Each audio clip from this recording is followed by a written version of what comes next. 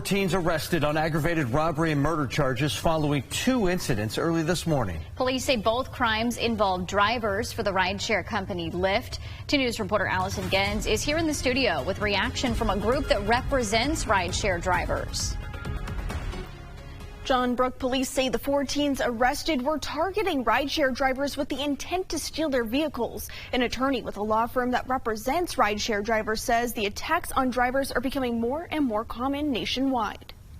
The first call into Dayton police at 1 a.m. A Lyft driver robbed at gunpoint, her wallet, phone, and vehicle stolen. The second around 2 a.m. police finding a 35-year-old male gunshot victim following a crash. Also a Lyft driver. Communication between these 2 detective units determined that both incidents were linked. 4 teens ages 15 to 16 were arrested after a SWAT standoff and charged for aggravated murder and robbery. LegalRideshare LLC attorney and co-founder Bryant Greening says rideshare drivers are easy targets. They're often pulled over on the side of the road. Their doors are unlocked.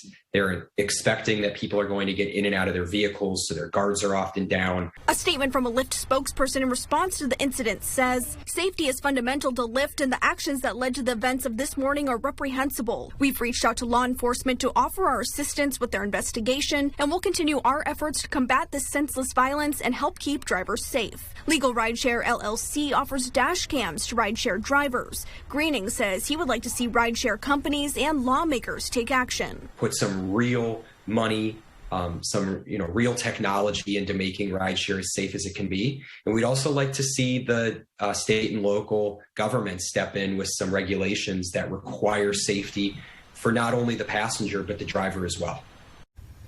Dayton police believe they have located everyone involved in both incidents. Anyone with additional information is asked to contact DPD or Crime Stoppers at 222-STOP. In the studio, Allison Gens, 2 News, working for you.